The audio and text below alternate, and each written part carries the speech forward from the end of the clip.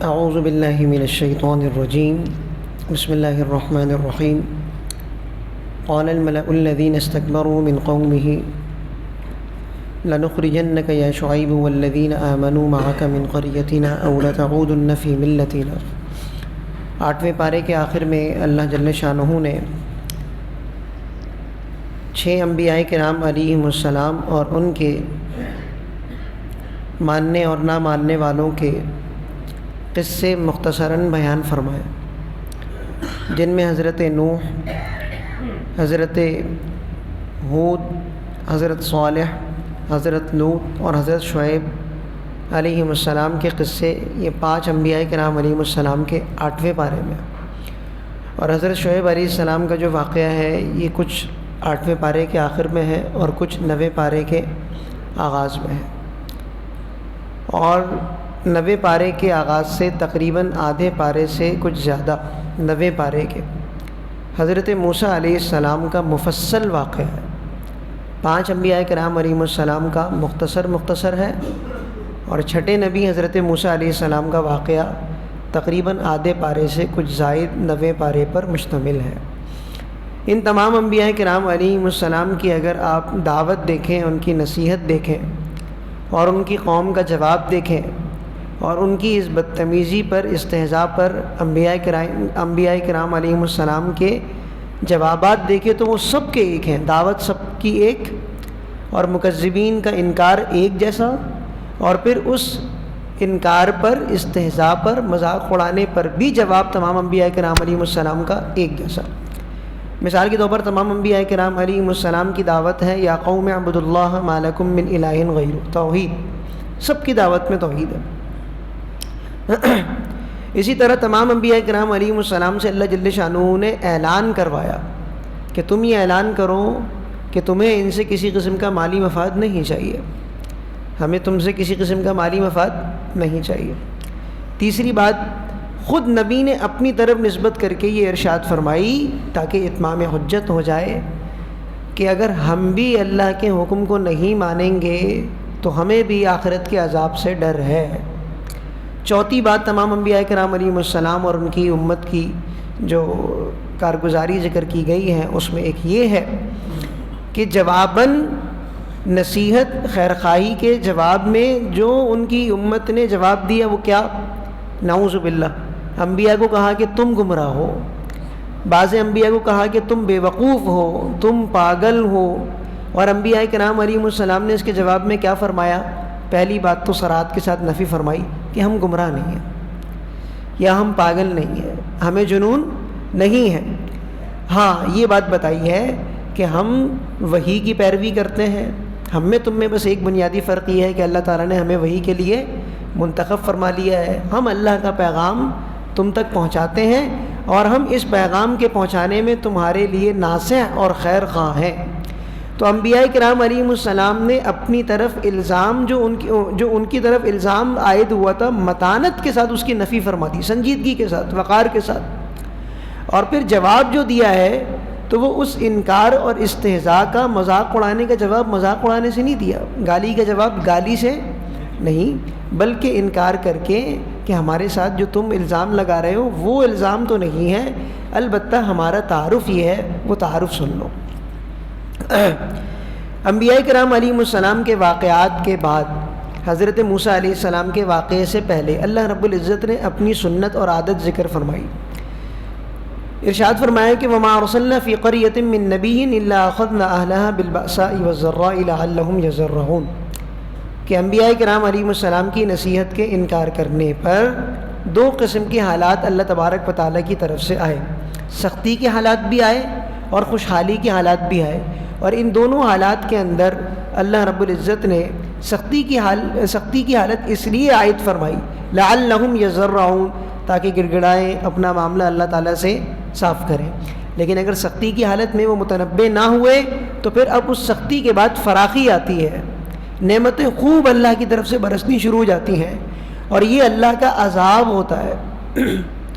مال کی فراخی، اولاد کی فراخی، صحت بہت اچھی ملنا، تو یہ اللہ کا بسا اوقات عذاب ہوتا ہے. جیسے سختی میں اللہ کی طرف سے آزمائش اور امتحان، اسی طریقے سے فراخی میں بھی اللہ تبارک و تعالیٰ کی طرف سے بسا اوقات امتحان اور عذاب ہوتا ہے. حتی عفو، یہاں تک کہ وہ خوب پھل پھول گئے، اللہ تعالیٰ نے خوب نعمتیں دیں. پھر اللہ رب العزت نے ارشاد فرمایا کہ ہم نے ان کو اچانک سے پکڑ لیا اور ان کو گمان بھی نہیں تھا کہ اب ہماری پکڑ آئے گی. اللہ رب العزت نے آسمان اور زمین کی برکتوں کو حاصل کرنے کا نسخہ ذکر کیا. برکت کیسے حاصل ہوگی؟ مال کیسے بڑھ جائے گا؟ شادی کیسے ہوگی؟ اولاد کیسے ہوگی؟ اور پھر ان سب کے اندر آنکھوں کی ٹھنڈک کیسے ہوگی؟ تو قرآن کریم بیان کر رہا ہے وَلَوْ أَنَّ أَهْلَ الْقُرَىٰ آمَنُوا وَاتَّقَوْا، ایمان اور تقوی. ایمان اور تقوی اگر ہوگا تو فرمایا لَفَتَحْنَا عَلَيْهِمْ بَرَكَاتٍ مِّنَ السَّمَاءِ وَالْأَرْضِ، تو ہم آسمان اور زمین کی برکت کے دروازے ان پر کھول دیں گے. تو اللہ تعالیٰ کی طرف سے برکت حاصل کرنے کے دو نسخے کون سے ہیں؟ ایمان اور تقوی. ایمان اور تقوی. نبی کریم صلی اللہ علیہ وسلم کو تسلی، تلک القرآن نقص علیک من انبائها، کہ ان انبیاء کرام علیہ السلام کے واقعات ہم آپ کو سناتے ہیں. اور تمام انبیاء کرام علیہ السلام کے ساتھ ایک جیسی حالت تقریباً پیش آئی کہ تمام قوم نے انبیاء کرام علیہ السلام کی دعوت کو قبول نہیں کیا، بلکہ اکثر نے انکار کیا. وَوَجَدْنَا أَكْثَرَهُمْ لَفَاسِقِينَ. پھر اس کے بعد یعنی تقریباً دوسرے رکوع سے 90 پارے کے نصف سے کچھ زیادہ تک کس کا واقعہ ہے؟ حضرت موسیٰ علیہ السلام کا واقعہ. ثم بعثنا من بعدهم موسیٰ بآیاتنا الى فرعون وملئه فظلموا بها. مکالمہ ذکر ہے کہ حضرت موسیٰ علیہ السلام نے فرعون کو نصیحت کی، دعوت دی. اور واقعہ یہ ہے کہ حضرت یوسف علیہ السلام کے دور میں ایک قحط آیا جس میں حضرت یعقوب علیہ السلام اور ان کے بیٹے قحط کی وجہ سے شام سے مصر منتقل ہو گئے. اور وہ ایسے کہ حضرت یوسف علیہ السلام کو اللہ رب العزت نے مصر کی بادشاہت دے دی تھی. انشاءاللہ 12ویں پارے میں آئے گا. تو پھر یہ انبیاء کرام علیہ السلام کا خاندان جو کہ شام میں تھا، اور شام ہی انبیاء کرام علیہ السلام کی نسل کا مسکن رہا ہے، تو یہ منتقل ہو گئے حضرت یوسف علیہ السلام کے دور میں شام سے مصر. وقت گزرنے کے ساتھ ساتھ فرعون اور اس کی قوم نے انبیاء کرام علیہ السلام کی اولاد اور ان کی نسل کو اپنا غلام بنا لیا. تو حضرت موسیٰ علیہ السلام نے ایک تو فرعون کو نصیحت کی، توحید کی دعوت دی، اور دوسرا مطالبہ یہ کیا ارسل معی بنی اسرائیل، کہ بنی اسرائیل کو میرے ساتھ بھیج دو. کہاں بھیج دو؟ کہاں بھیج دو؟ شام بھیج دو. مصر آ گئے، شام بھیج دو. مطالبہ یہ کیا کہ تمہارے پاس کوئی معجزہ ہے دکھاؤ. تو دو معجزات تھے حضرت موسیٰ علیہ السلام کے پاس. کون کون سے؟ ایک عصا اور ید بیضا. ید بیضا یہ ذکر کیا ہے کہ ہاتھ بغل کے اندر ڈال کے نکالتے تو وہ بالکل سورج کی طرح چمکنے لگتا اور درمیان کی خلا کو وہ نور سے بھر دیتا. اور دوسری علامت یہ تھی کہ اللہ رب العزت نے لاٹھی جو عطا فرمائی تھی اس کے اندر عجیب و غریب خصوصیات تھیں.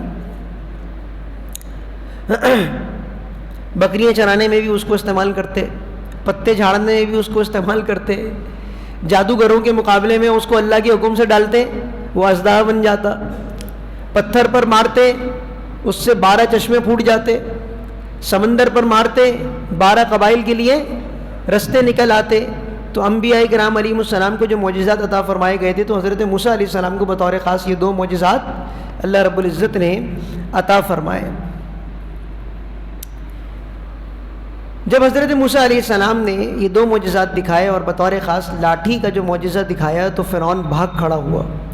اور پھر اس کو خدشہ یہ ہوا کہ تمام قوم ایمان لے آئے گی حضرت موسیٰ علیہ السلام پر، ہماری بادشاہت اور چودراہٹ جو ہے وہ ختم ہو جائے گی. تو مشورہ کیا اور مشورے میں یہ طے پایا کہ جادوگروں کو بلا لو. مقابلہ ہوا. جادوگر اپنے فن کے اندر ماہر تھے، ان کو معلوم تھا کہ جادو کیا ہے اور غیر جادو کیا ہے. انبیاء کرام علیہ السلام کے اندر تحمل بہت ہوتا ہے. کون پہلے کرتب دکھائے؟ حضرت موسیٰ علیہ السلام نے کہا تم پہلے ابتدا کرو. تحمل ہے. اب انہوں نے جو جادو دکھایا تو سانپ سارے میدان میں لوٹ رہے. اللہ کے حکم سے حضرت موسیٰ علیہ السلام نے عصا ڈالا تو وہ سارا کا سارا جتنا سانپ اور جادو کا تماشا تھا اس کو وہ نگل گیا. فوقع الحق وبطل ما كانوا يعملون، حق ثابت ہو گیا. اور چونکہ جادوگر اپنے فن کے اندر ماہر تھے تو ان کو یہ بات معلوم تھی کہ یہ جادو نہیں ہے بلکہ یہ نبی برحق ہے اور یہ اللہ کی طرف سے معجزہ ہے. فغلبوا هنالك وانقلبوا صاغرين والقي السحرة ساجدين قالوا آمنا برب العالمین رب موسیٰ وہارون. ایمان لے آئے، سجدے میں پڑ گئے، ایمان لے آئے اور کہا رب العالمین پر ایمان لاتے ہیں. اور رب العالمین یہ فرعون بدبخت بھی اپنے آپ کو کہلاتا تھا، تو وہاں پر وضاحت کر رہے ہیں رب موسیٰ و ہارون کہ رب العالمین سے ہماری مراد موسیٰ و ہارون علیہ السلام کا جو رب ہے، جو حقیقتاً رب العالمین ہے، اس پر ہم ایمان لے آئے.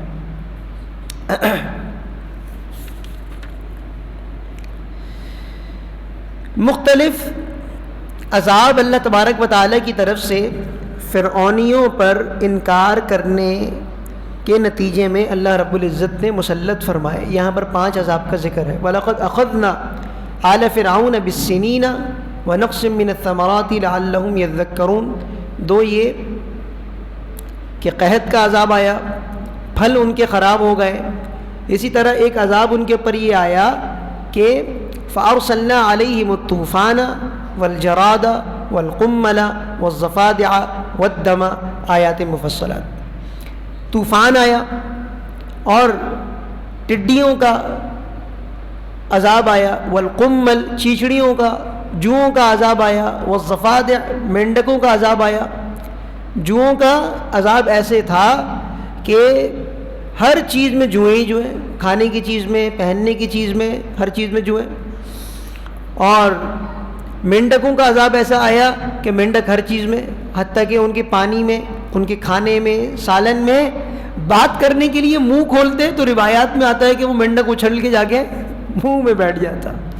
والدم خون کا عذاب، خون بھی ایسے ہی کہ پہننے اوڑھنے میں، کھانے پینے میں، حتیٰ کہ یہاں تک ہوا کہ فرعونیوں نے یہ کہا بنی اسرائیل سے کہ اپنے منہ میں پانی لے کے ہمارے منہ میں کلی کر دو، پیاس تو مٹائیں. اب وہ اپنے منہ سے کلی کرتے، وہ پانی نکلتا اور ان کے منہ میں جاتے جاتے وہ تبدیل ہو جاتا خون میں. ان میں سے ہر ایک عذاب میں جب وہ مبتلا ہوئے تو حضرت موسیٰ علیہ السلام کے پاس آئے اور کہنے لگے یا موسیٰ ادع لنا ربک بما عاہد عندک. موسیٰ اپنے رب سے دعا کر دو. لئن کشفت عنا الرجز لنؤمنن لک. دونوں باتیں مان لیں گے. اگر یہ عذاب ختم ہو گیا ایمان بھی لے آئیں گے. وَلَنُرْسِلَنَّ مَعَكَ بنی اسرائیل، اور بنی اسرائیل کو بھی تمہارے حوالے کر دیں گے، تم چلے جانا شام. فَلَمَّا كَشَفْنَا عَنْهُمُ الرِّجْزَ إِلَىٰ أَجَلٍ هُمْ بَالِغُوهُ. اللہ تعالیٰ نے فرمایا جب بھی ہم ان کے عذاب کو دور کرتے دوبارہ سے پلٹ جاتے. تو یہ ان کے اوپر ایک کے بعد ایک عذاب آیا، حتیٰ کہ پھر وہ بنی اسرائیل کا تعاقب کرتے کرتے بحر قلزم پر پہنچے، جہاں اللہ رب العزت نے بنی اسرائیل کو پار لگا دیا اور فرعون اور اس کی قوم کو لاؤ لشکر کے ساتھ ڈبا دیا، غرق کر دیا. اب دریا کے اس پار گئے، سکون آ گیا. اب بنی اسرائیل نے حضرت موسیٰ علیہ السلام سے شریعت کا مطالبہ کیا کہ اب کوئی وحی آنی چاہیے اور ہم عبادت کریں. اللہ رب العزت نے کوہ طور پر بلایا.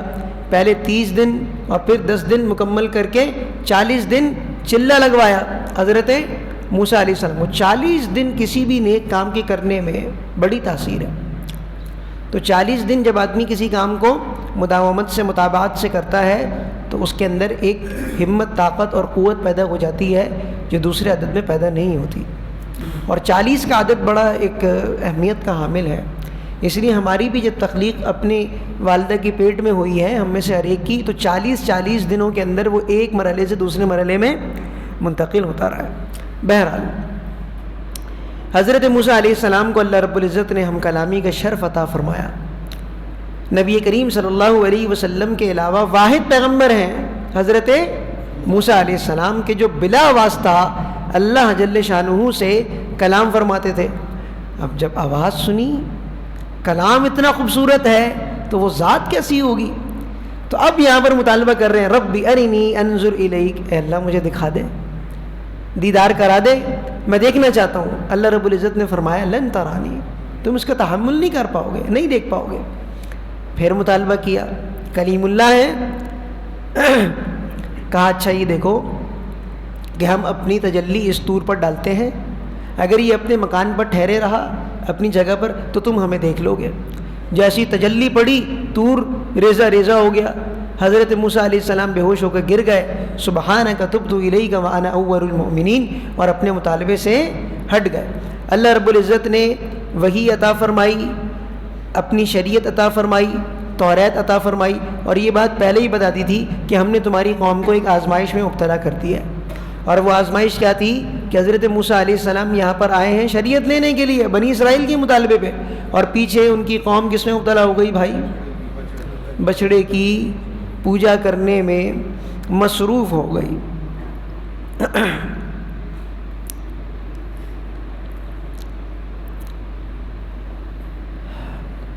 شریعت مل چکی ہے، اب مطالبہ یہ ہوا جو بار بار پہلے بھی آ چکا ہے واقعہ، کہ قوم عمالقہ جو قوم جبارین بھی ہیں، ان سے جہاد کرنے کے لیے ارض مقدس میں جاؤ، جس کے لیے تمہیں مصر سے نجات دی ہے ہم نے، جاؤ اب وہاں چھڑاؤ، اور جو انبیاء کا مسکن ہے وہاں جا کے رہو۔ تو کہنے لگے کہ موسیٰ ہم تو نہیں جاتے، تفصیل سے واقعہ آ گیا نا، تم جاؤ اور تمہارے رب جائیں اور جا کے لڑو، نعوذ باللہ من ذالک، ہم یہیں پر ہی بیٹھے ہوئے ہیں۔ منو سلوہ، پھر ان کو ایک میدان میں قید کر دیا گیا، صبح جہاں سے چلتے شام کو وہیں پہنچتے، ایک لمبے عرصے تک، کئی سالوں تک اس کے اندر قید رہے، لیکن اس میں بھی اللہ تعالیٰ کی نعمت یہ آئی کہ بادل سایہ کیے رہتا، کپڑے ان کے ساتھ ساتھ بڑھتے رہتے۔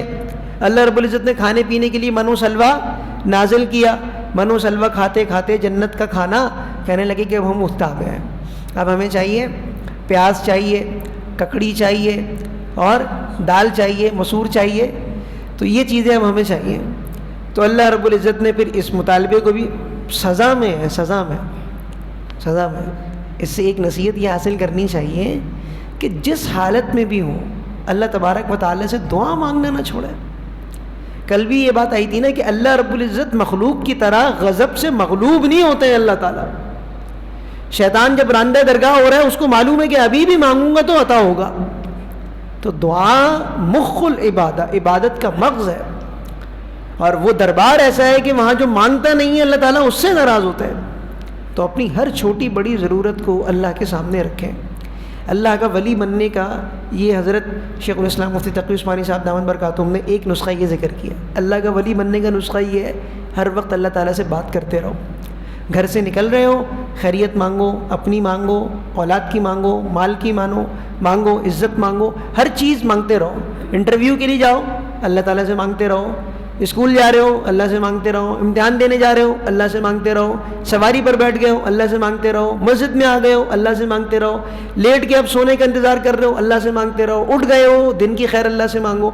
ولی اللہ بنا دے گا یہ دعا، یہ دعا کا جو نسخہ ہے یہ انسان کو ولی بنا دے گا۔ بہرحال حکم یہ ہوا کہ تم جاؤ فلاں جگہ پر، اور سجدے کی حالت میں جانا اور اللہ تعالیٰ سے مغفرت مانگتے ہوئے جانا، دونوں باتوں کی مخالفت کی۔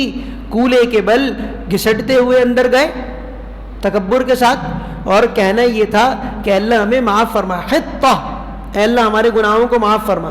کہتے کہتے گئے حبۃ فی حنطۃ، گندم دالیں چاہیے، نعوذ باللہ من ذالک، مذاق اڑانا۔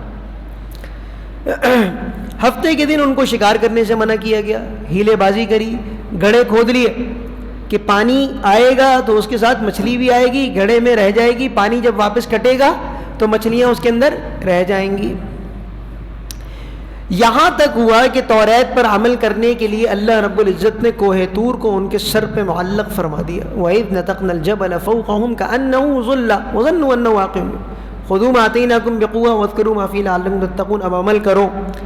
تو چونکہ ان سے ایک عہد لیا گیا توریت پر عمل کرنے کا، تو اسی کی مناسبت سے اللہ جل شانہ نے عہد الست کو ذکر فرمایا کہ حضرت آدم علیہ السلام کی پیٹھ سے قیامت تک پیدا ہونے والے تمام انسانوں کو اللہ رب العزت نے وادی نعمان میں نکالا، جو چونٹیوں کے ذروں کے برابر تھے، اور ان سب سے دنیا میں پیدا ہونے سے پہلے یہ عہد لیا الست بربکم، کیا میں تمہارا رب نہیں ہوں؟ ہم سب نے دنیا میں آنے سے پہلے توحید کا اقرار کیا ہے، بلا کیوں نہیں، آپ ہمارے رب ہیں۔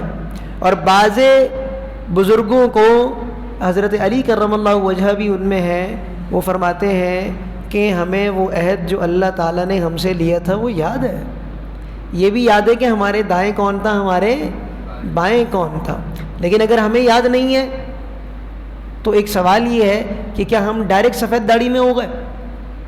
بچپن تھا ہمارا، اماں کی گود میں گئے تھے، دودھ پیا تھا، واکر میں بیٹھے تھے، یہ کچھ یاد ہے؟ یاد ہے؟ یہ کچھ بھی یاد نہیں ہے ہمیں۔ تو کسی چیز کا یاد نہ ہونا اس کے عدم کی دلیل نہیں ہے۔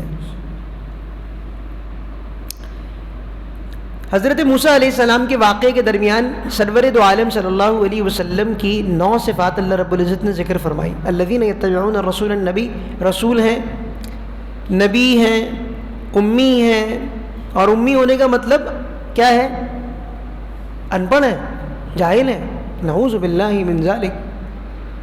کسی انسان سے اکتساب علم نہیں کیا۔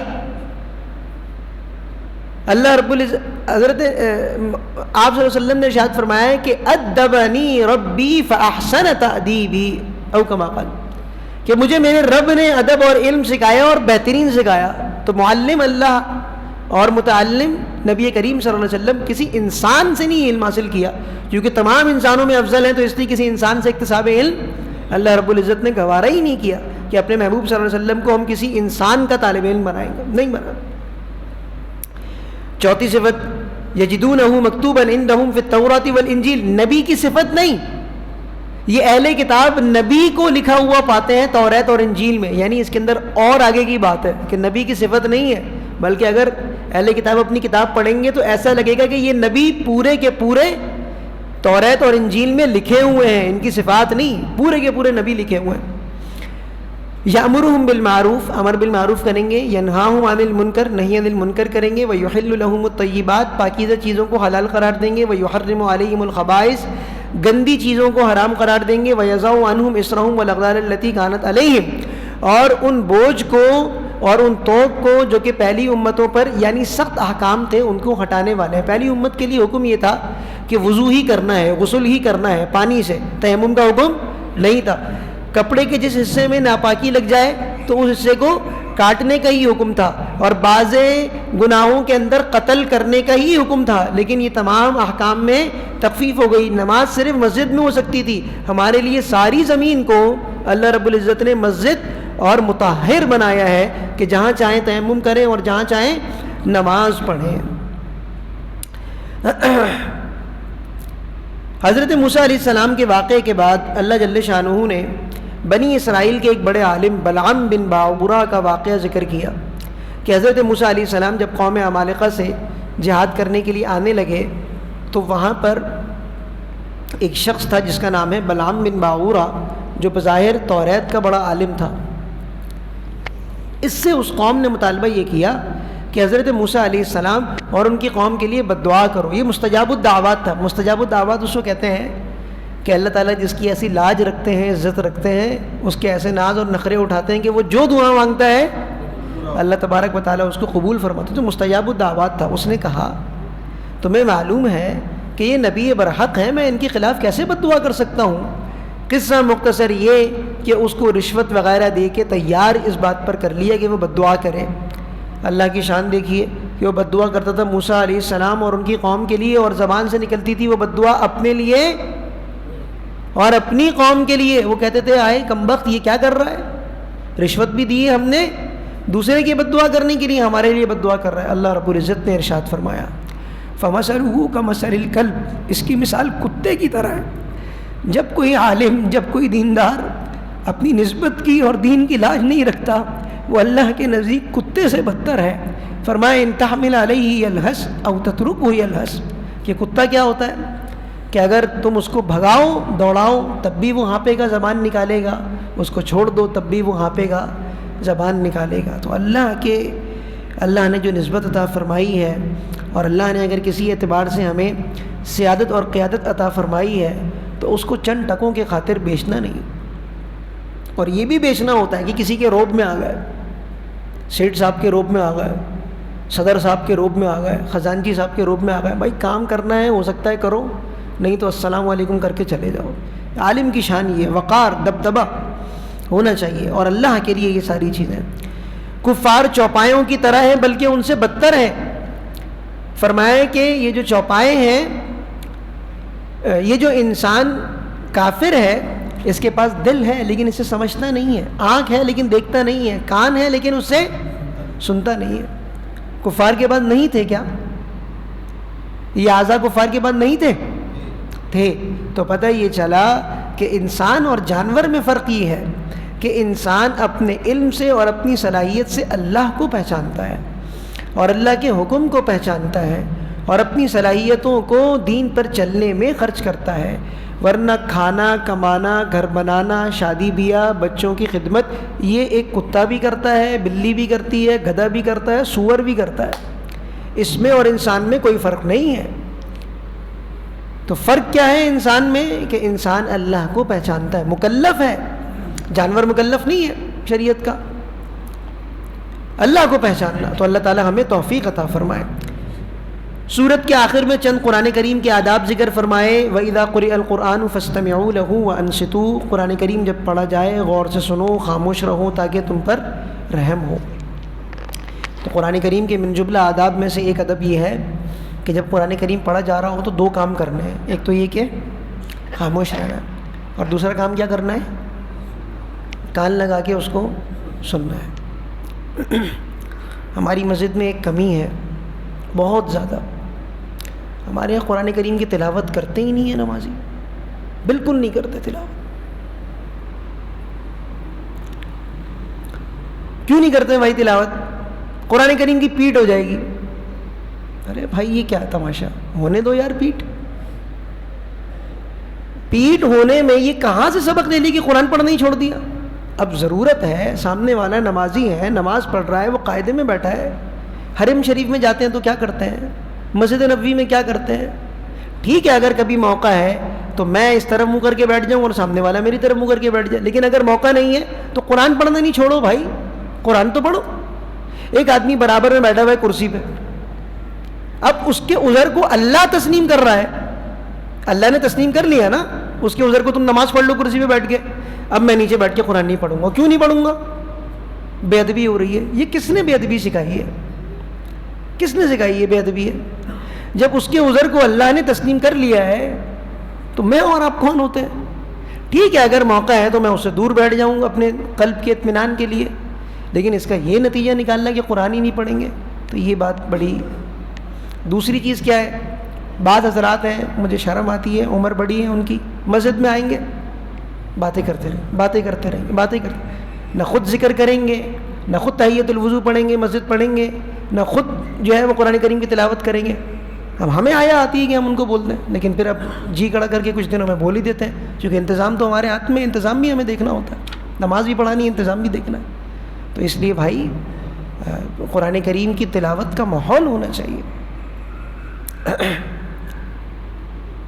اور قرآن کریم کا ادب جو ہم نے سن لیا تو اس سے ایک بات یہ بھی سمجھ میں آئی کہ اگر کسی جگہ پر موقع ایسا ہے کہ لوگ باتیں کر رہے ہیں، لوگ آرام کر رہے ہیں، تو وہاں پر قرآن کریم کی تلاوت زور سے کرنی چاہیے؟ نہیں کرنی چاہیے۔ یہ جو تماشا بنا دیا ہے لاؤڈ اسپیکر پہ جو ہے وہ قرآن کریم کے پڑھنے کا اور نماز کا، ایک صاحب نماز کرتے ہیں لاؤڈ اسپیکر پہ، یہ کیسے کر رہے ہیں کام؟ یہ تو گناہ کبیرہ ہے، لوگوں کو تکلیف ہو رہی ہے، اور پھر جو تلاوت کی آواز لوگوں کے گھروں تک جا رہی ہے، کوئی کس حالت میں، کوئی پاکی میں ہے، ناپاکی میں ہے، کوئی بیت الخلاء میں ہے، کوئی آرام کر رہا ہے، کوئی اپنا کام کر رہا ہے، دوسرے کے سر پہ میں کیوں مسلط کروں کہ میری تلاوت سنو؟ خواتین کا مطالبہ یہ ہے کہ آپ کی تلاوت اچھی لگتی ہے تو آپ لاؤڈ اسپیکر پہ چلا دیا کریں۔ اب تو مقتدا تو نہ ہوئے، آپ مقتدا کا کام یہ تھوڑی ہے کہ اس نے مطالبہ کر دیا تو فرمائشی۔ ہمارے حضرت فرمایا کرتے تھے بھائی فرمائشی بیان کبھی بھی نہیں کرنا۔ فرمائشی بیان امام صاحب آج اس موضوع پر بیان کریں، مقتدا کا یہ کام نہیں ہے۔ اس کو تو اپنی صلاحیت کو استعمال کر کے کیا بات کرنی ہے کیا بات نہیں کرنی ہے اس کو طے کرنا. بہرحال اگلی صورت سورہ انفال ہے، مدنی ہے، 75 آیات اور 10 رکوعات پر مشتمل ہے. دوسری مدنی صورتوں کی طرح اس میں بھی شرعی احکام اللہ رب العزت نے بطور خاص جہاد فی سبیل اللہ کو بیان کیا ہے. ابتدا میں اللہ رب العزت نے مال غنیمت کو بیان فرمایا، اس کے حصے کتنے ہیں. پہلی بات ارشاد فرما دی کہ اس کے اندر اختیار تقسیم کا کس کو ہے؟ قل الانفال للہ والرسول، اللہ اور اس کے رسول کو ہے. مومنین کی 5 صفات ذکر کی گئیں. الذین اذا ذکر اللہ وجلت قلوبہم، جب اللہ کا نام آتا ہے تو دل ان کے خشیت سے لبریز ہو جاتے ہیں. وَإِذَا تُلِيَتْ عَلَيْهِمْ آيَاتُهُ زَادَتْهُمْ ایمانا، جب قرآن کریم کی تلاوت ان کے سامنے ہوتی ہے تو ایمان میں اضافہ ہوتا ہے. اپنے رب پر توکل کرتے ہیں، نماز کی حفاظت کرتے ہیں اور اللہ کے بندوں کے ساتھ احسان کا معاملہ کرتے ہیں. تو 5 صفات ہیں. سورہ انفال میں اللہ رب العزت نے ایمان والوں کو ایمان والے ہونے سے خطاب فرمایا. یا ایھا الذین آمنوا، اے ایمان والو. تو ان محبت آمیز الفاظ میں اللہ رب العزت نے خطاب فرما کر ہمیں چند باتوں کا حکم ارشاد فرمایا. نمبر 1، اذا لقیتم الذین کفروا زحفا فلا تولوہم الادبار، کہ جب جنگ کا موقع ہو تو پیٹ پھیر کے مت بھاگنا. نمبر 2، اطیعوا اللہ ورسولہ ولا تولوا عنہ وانتم تسمعون، اللہ اور اس کے رسول کی اطاعت کرنی ہے بطور خاص میدان جہاد میں، اور اللہ اور اس کے رسول کے حکم سے روگردانی نہیں کرنی. نمبر 3، یا ایھا الذین آمنوا استجیبوا للہ وللرسول اذا دعاکم لما یحییکم، کہ جب اللہ اور اس کے رسول تمہیں اس چیز کی طرف بلائیں کہ جس میں تمہاری زندگی ہے تو لبیک کہو. اور موقع ہے جہاد کا، تو پتہ چلا کہ حیات کس میں ہے؟ جہاد میں حیات ہے، حیات جہاد میں. چوتھا خطاب، یا ایھا الذین آمنوا لا تخونوا اللہ. ابھی دیکھیں آپ، یہ اپنے سارے ہیڈ وار یوکرین نے روس کے حوالے کر دیے تھے. جب یہ سوویت یونین ٹوٹی تھی تو بھائی بڑی چکنی چپڑی باتیں کر کے سارے جو ان کے ایٹمی ہتھیار تھے وہ روس نے لے لیے تھے، یوکرین نے. اور ابھی کیا حال بنا ہوا ہے اس کا؟ امریکہ کی بھیک مانگ رہا ہے. کیسا ذلیل کیا ہے اس کو؟ عالمی خبر ہے نا، اس صدر کو کیسا ذلیل کیا ہے. اور یہی دیکھنے آپ غزہ کے حماس کے مسلمانوں کو دیکھ لیں، کچھ بھی نہیں ہے، لیکن دبدبہ کیسا ہے کہ ناگو چنے چپوا دیے ہیں اسرائیلیوں کے، ناگو چنے. اچھا صرف اسرائیل سے جنگ نہیں ہے اس کی، بحری بیڑے تو امریکہ نے اتار رکھے ہیں. پورا یورپ اور پورا امریکہ پشت پناہی کر رہا ہے اسرائیل کی. تو حقیقتاً حیات کس میں مضمر ہے؟ جہاد فی سبیل اللہ میں، قتال فی سبیل اللہ میں. چوتھا حکم، اللہ اور اس کے رسول سے خیانت مت کرو. پانچواں حکم، اگر تم تقوی اختیار کرو گے تو اللہ تبارک و تعالیٰ فرقان قائم کر دے گا، حق اور باطل میں تمیز، بہادروں اور کمزوروں کے درمیان دلیل، فرقانن. چھٹا خطاب کہ جب تم کسی کافر جماعت سے میدان جہاد میں ملو لڑنے کے لیے، فثبتوا، ثابت قدم رہو اور اللہ کا ذکر کثرت سے کرو تاکہ تم کامیاب ہو. اللہ تبارک و تعالیٰ ان تمام احکام پر ہمیں عمل کرنے کی توفیق عطا فرمائے. اب انشاءاللہ یہاں پر جو غزوہ بدر کا، فتح مکہ کا، غزوہ تبوک کا، صلح حدیبیہ کا واقعہ آ رہا ہے، انشاءاللہ اسے کل بیان کیا جائے گا. الحمدللہ رب العالمین.